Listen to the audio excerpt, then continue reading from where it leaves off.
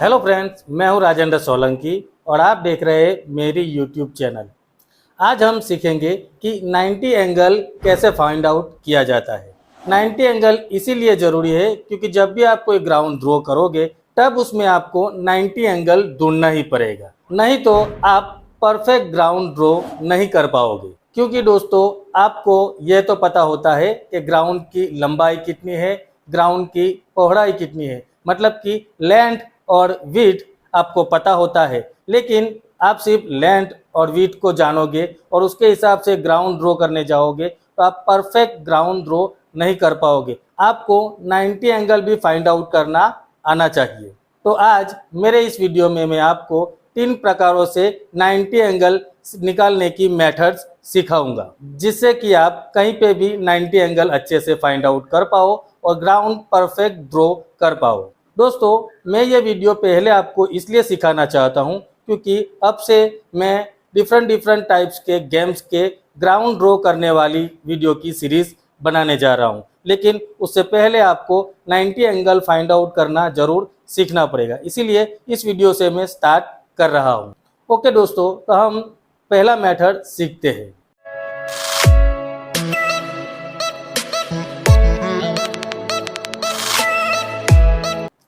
दोस्तों, पहला मेथड है डायगोनल स्टाइल।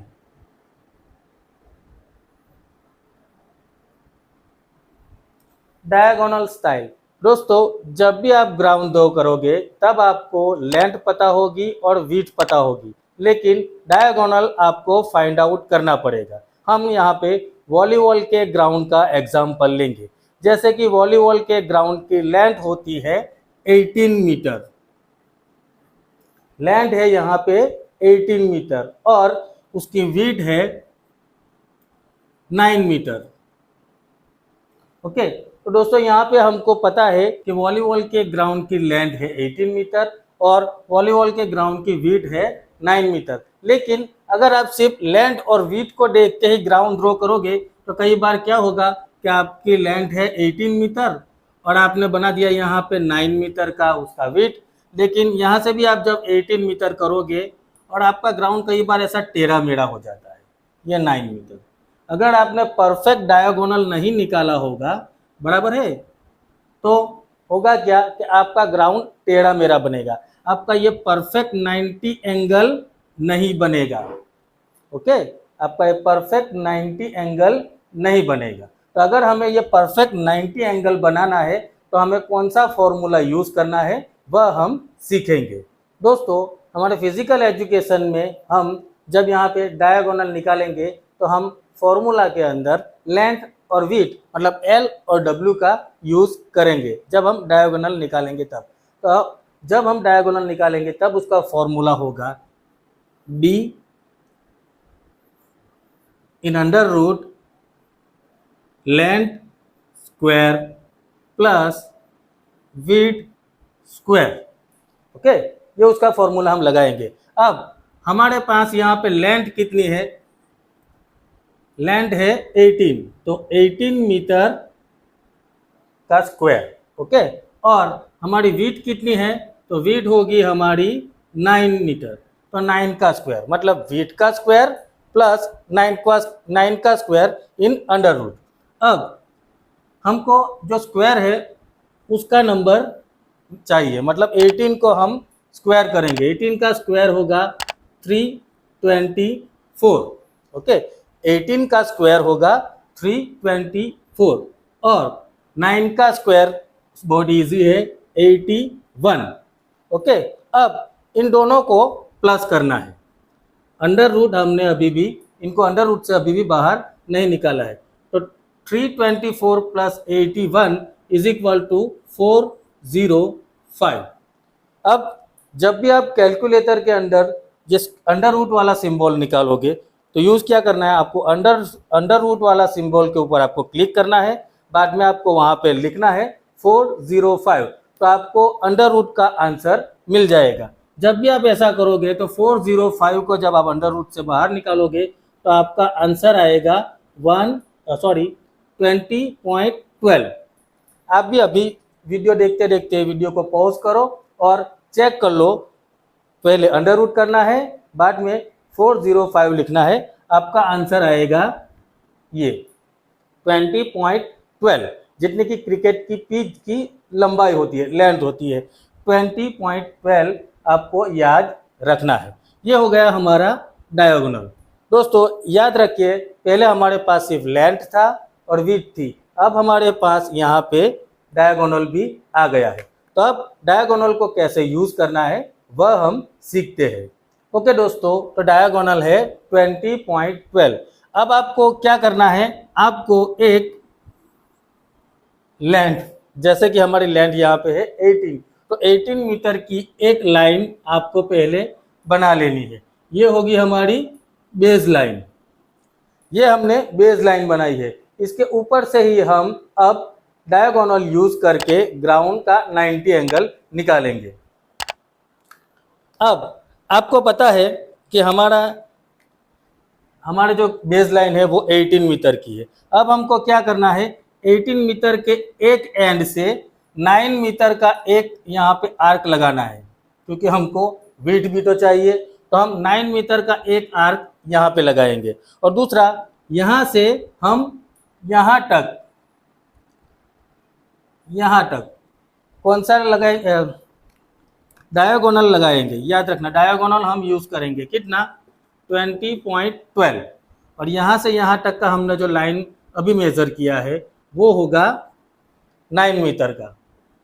ये वॉलीबॉल के ग्राउंड के हिसाब से मैं आपको बता रहा हूँ। आप जब दूसरा ग्राउंड बनाओगे, जैसे कबड्डी, खो खो, उसके लिए जब आप 90 एंगल का बॉक्स बनाओगे तब मेजरमेंट और ये डायगोनल उसमें चेंज होगा। अभी हम वॉलीबॉल का ही सिर्फ सीख रहे हैं।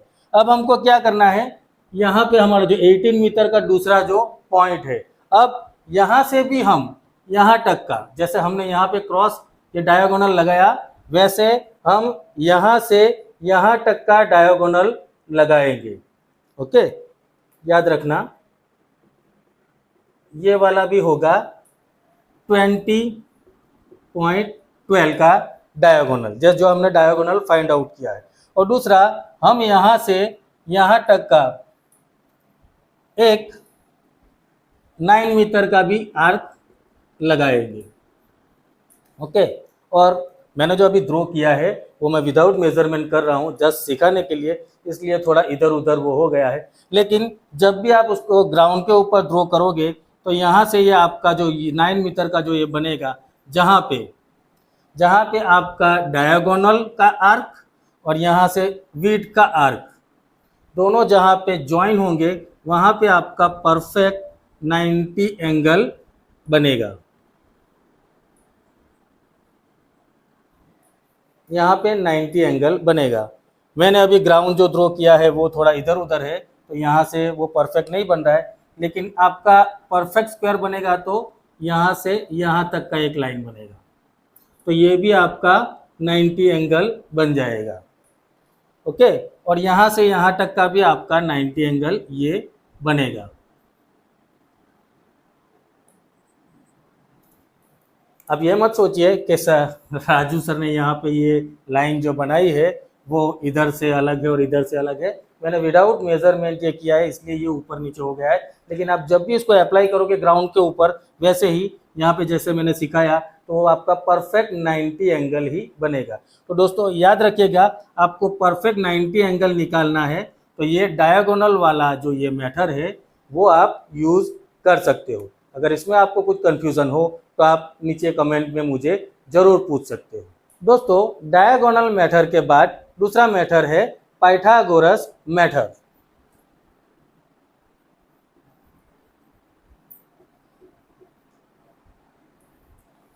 और पाइथागोरस मेथड का फॉर्मूला है a² + b² = c²। ओके, ये मेथड आपको यूज़ करना है। अब यहाँ पे हम एग्जाम्पल लेंगे a², जस्ट एग्जाम्पल a होगा 3, तो 3²। अब हम b मान लेते हैं 4, मतलब 4 का स्क्वायर = c²। अब हमारे पास यहाँ पे c का आंसर नहीं है, हमको c का आंसर फाइंड आउट करना है।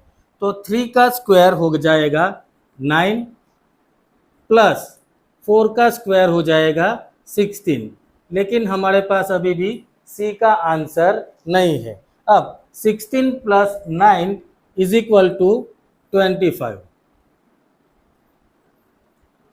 सी स्क्वायर हमारे पास हमको अभी सी स्क्वायर का आंसर निकालना है।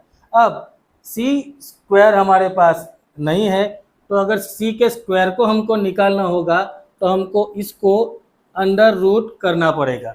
25 अंडर रूट करेंगे तभी सी नॉर्मल हो जाएगा, उसका स्क्वायर निकल जाएगा। अब जब आप 25 का अंडर रूट करोगे, कैलकुलेटर में आप निकालोगे, मैंने अभी आपको डायगोनल वाले में सिखाया कि कैसे आप अंडर रूट को निकाल सकते हो, तो यहाँ पे आंसर आ जाएगा 5 और हमको सी मिल जाएगा। सी का कितना आंसर आया?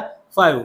मतलब यहाँ पे हमारे पास ए है 3 मीटर, बी है 4 मीटर और सी हमारे पास है 5 मीटर। अब इसे हम 90 एंगल कैसे निकालेंगे वो सीखते हैं। अब हमारे पास जो ए है उसे हम बेस में रखेंगे, मतलब हम यहाँ पे 3 मीटर का एक बेस लाइन बनाएंगे। जनरली आपको भी अगर 90 एंगल ढूंढना है तो आपको ये सिर्फ 3 चीज़ें याद रखनी है, 3 4 5, 3 4 5। अब आपको 3 मीटर का बेस लाइन बना लेना है। अगर आपका ग्राउंड 18 मीटर का भी है, एग्जाम्पल अगर आपका ग्राउंड यहाँ पे 18 मीटर का है, 18 मीटर का है, तो किसी भी एक एंड से सिर्फ आप 3 मीटर मेजर कर लीजिए। पहले 3 मीटर, कितना? 3 मीटर। इसको छोड़ दीजिए अभी 18, क्योंकि हमको यहाँ पे 90 एंगल निकालना है। अब यहाँ से हम क्या करेंगे, 4 मीटर का एक आर्क मारेंगे, क्योंकि हमारा बी क्या है 4, तो यहाँ पे हम 4 मीटर का एक आर्क लगाएंगे। ओके, 4 मीटर का आपको आर्क लगाना है। अब ये हो गया हमारा ए, ये हो गया हमारा बी, और सी कितना है हमारा 5। तो हमारा जो दूसरा जो पॉइंट है 3 मीटर का जो यहाँ पे हमारा पॉइंट है, यहाँ से आपको 5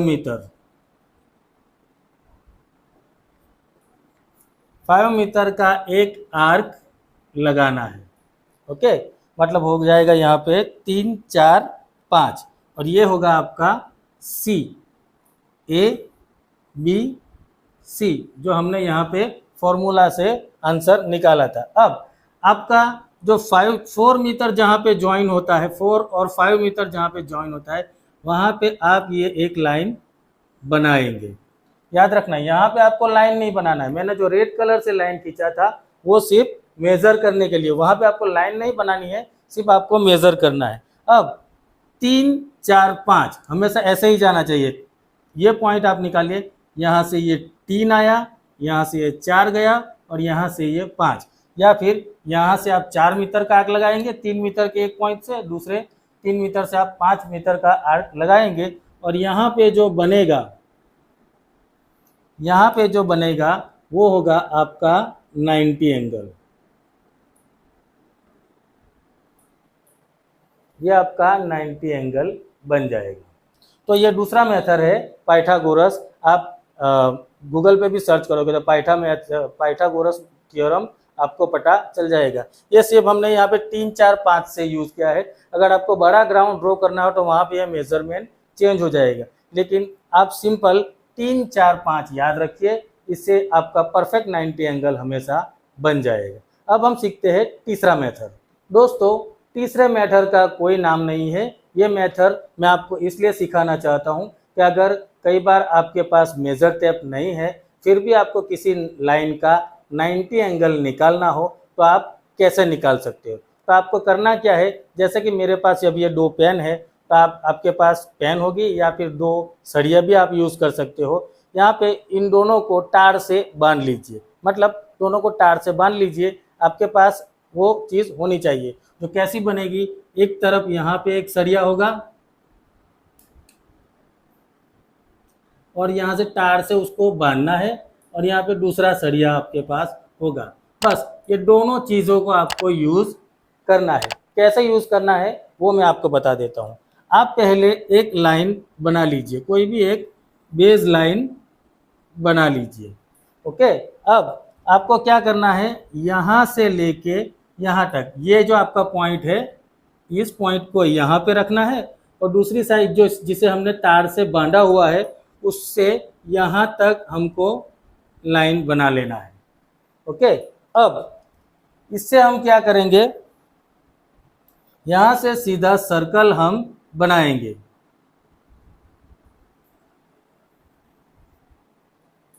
ओके, यहाँ से एक तार का एक पॉइंट यहाँ पे, दूसरे तार का पॉइंट यहाँ पे, और यहाँ से हम एक ऐसा सर्कल बना लेंगे। अब आपको क्या करना है, ये जो पॉइंट यहाँ पे टच हुआ है, यहाँ पे एक पहले वाले एंगल को फिर से रख लीजिए। तो सरिया जो है हमारे पास उसको यहाँ पे रखिए और उसके दूसरा जो एंड है उससे यहाँ पे एक आर्क लगा दीजिए, एक आर्क यहाँ पे लगा दीजिए, यहाँ से यहाँ तक का एक आर्क। अब जहाँ पे हमारा ये आर्क बना है, फिर से ये वाला पॉइंट यहाँ पे रखिए और यहाँ से यहाँ तक का एक आर्क बना लीजिए। आपको सिर्फ इसको यूज़ करना है, जो सरिया जो हमने तार से बांधे हुए हैं उसको ही आपको यूज़ करना है। अब हमारे पास यहाँ पे एक पॉइंट है, यहाँ पे एक पॉइंट है, फिर से हमको इसको यूज़ करना है। यहाँ से लेके यहाँ पे एक पॉइंट रखिए, दूसरा पॉइंट यहाँ पे आर्क लगा दीजिए और फिर दूसरी टाइम यहाँ पे रखिए और यहाँ से ऐसे आर्क लगा दीजिए। अब आपके पास डोरी होगी या फिर कुछ भी होगा, इससे यहाँ से यहाँ तक का ये लाइन ये वाला बना लीजिए। तो ये आपका हो जाएगा सिंपल, जिसमें आपको मेज़र टेप की ज़रूरत नहीं होगी और आप परफेक्ट 90 एंगल ढूंढ पाओगे। ये बेसिक सिस्टम है हमारी, जो हम विदाउट मेज़र टेप यूज़ कर सकते हैं। आपको फॉर्मूले वाले झंझट में नहीं पड़ना है, तो आप सिंपल ये चीज़ बना लीजिए, दोनों साइड पे लगा के बीच में ऐसी चीज़ लगाइए जो फ्लेक्सिबल ना हो, फिक्स रहे, उसको आप यूज़ कर लीजिए। पहले यहाँ से यहाँ तक का एक आर्क लगाइए, दूसरा यहाँ से यहाँ तक का आर्क, फिर यहाँ से यहाँ तक का आर्क, और दोनों आर्क से पॉइंट बना लीजिए, आपका 90 एंगल बन जाएगा। ओके दोस्तों, तो ये मेरा वीडियो था 90 एंगल कैसे फाइंड आउट करना है उसके ऊपर। अगर मेरे वीडियो में आपको लगता है कि कुछ मिस हो गया है या फिर मैं जो बोल रहा हूँ वो आपको समझ में नहीं आ रहा है, तो आप वीडियो के कमेंट में मुझसे ज़रूर पूछ सकते हो। अगर आपको मेरा ये वीडियो पसंद आए तो आप आपके फ्रेंड्स को भी मेरा वीडियो शेयर कर सकते हो। और याद रखिएगा, ये वीडियो मैंने आपको इसलिए सिखाया है क्योंकि इसके बाद हम डिफरेंट टाइप के गेम्स के ग्राउंड मेज़र करना सीखेंगे, तो उसके लिए आपको ये 90 एंगल ढूंढना बहुत ही ज़रूरी था। और अगर अभी तक आपने मेरी चैनल को सब्सक्राइब नहीं किया है तो प्लीज़ मेरी चैनल को सब्सक्राइब ज़रूर कर दीजिए और नोटिफिकेशन बेल के ऊपर क्लिक करके नोटिफिकेशन पे ऑल के ऊपर बेल बजा दीजिए, जिससे आपको मेरे आने वाले हर वीडियो की नोटिफिकेशन सबसे पहले मिले। और आप ये मेरा वीडियो आपके फ्रेंड्स को शेयर कर सकते हैं। अगर आप टीचर हो तो आप आपके स्टूडेंट्स को ये मेरा वीडियो शेयर कर सकते हो। Thank you for watching my video.